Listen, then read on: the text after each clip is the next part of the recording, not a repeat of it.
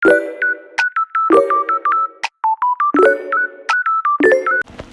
semua, perkenalkan nama gue Olivia. Di sini gue akan membahas tentang peristiwa yang paling bersejarah banget nih pada Perang Dunia yang Kedua, yaitu D-Day.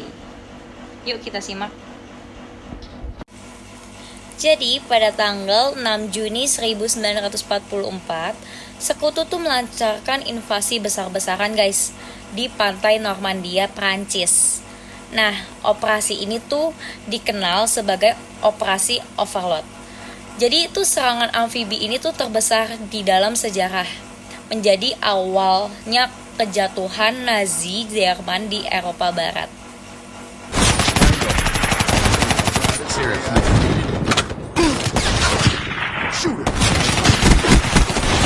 Smoked him. Tango. Smoked him. Jadi itu tujuan utamanya adalah dia membuka front barat untuk melemahkan kekuatan Jerman dan membebaskan negara-negara Eropa dari pendudukan Nazi. Nah, setelah keberhasilan Sekutu di Afrika Utara dan Italia, kebutuhan ini tuh untuk membuka front barat di Eropa menjadi semakin mendesak. Setelah itu Uni Soviet ini tuh berperang gitu, yang melawan Jerman di front timur. Terus dia tuh mendesak untuk si Sekutu ini membuka front kedua.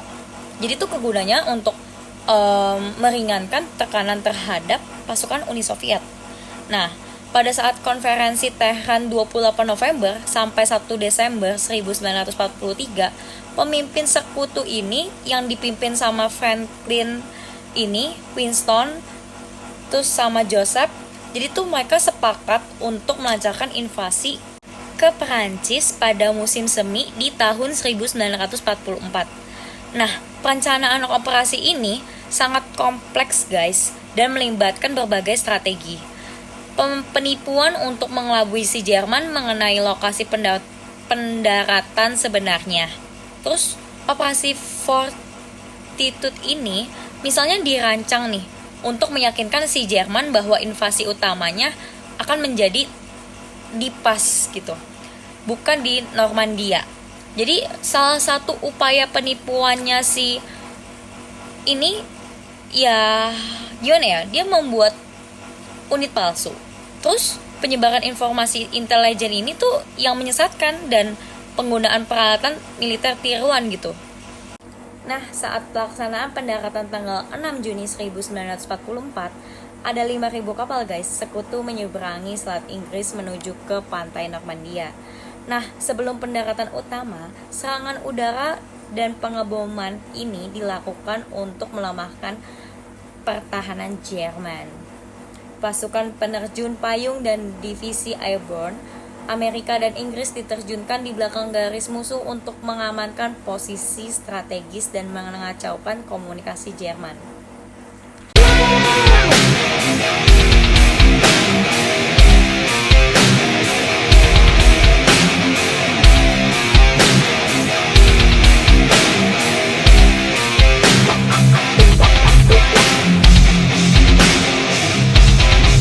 Nah, pendaratan ini dilakukan di 5 pantai guys.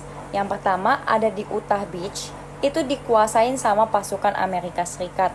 Yang kedua ada Omaha Beach, itu juga pasukan Amerika Serikat saat menghadapi pahlawan sengit dan korban mencapai sekitar 2.400 tentara Amerika.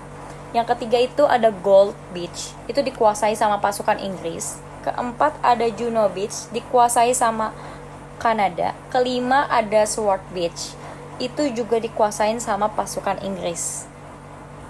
Jadi meskipun menghadapi berbagai tantangan termasuk kondisi cuaca buruk dan pertahanan Jerman yang kuat, pasukan Sekutu berhasil mengamankan pantai-pantai dan mulai bergerak masuk ke wilayah Prancis.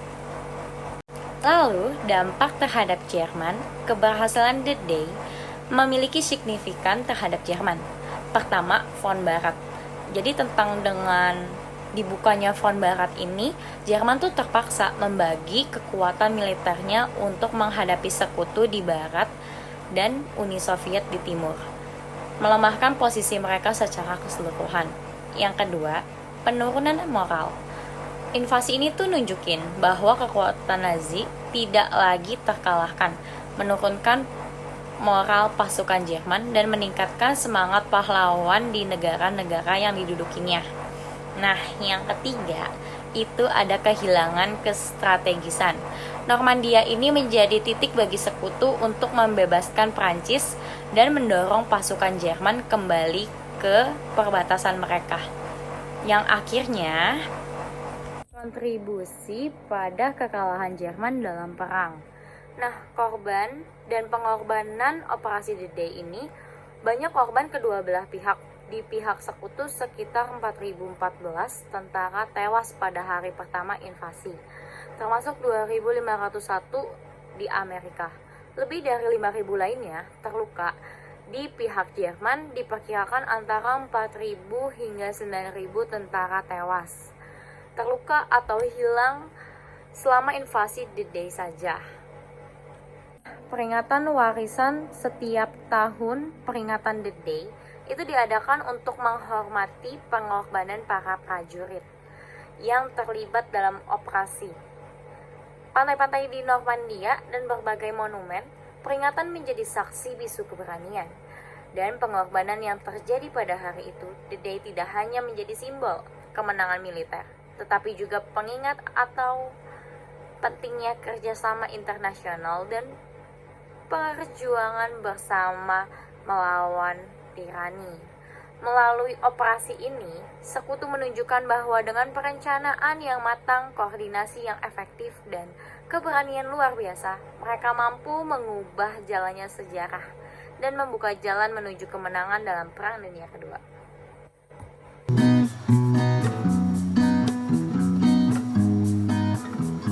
Sebagai kesimpulan, operasi The Day adalah suatu peristiwa yang paling penting dalam Perang Dunia Kedua yang menandai awal dari pembahasan Eropa Barat dari pendudukan Nazi. Keberhasilan invasi ini bukan hanya kekuatan militer, tetapi juga karena strategi matang, koordinasi yang luar biasa, serta keberanian para prajurit yang bertempur di pantai Normandia. Dampak dari operasi ini sangat besar bagi jalannya perang. Jerman semakin terdesak di dua front, yang akhirnya mempercepat kekalahan mereka pada Mei 1945. The Day juga menjadi simbol kerjasama internasional dan pengorbanan demi kebebasan.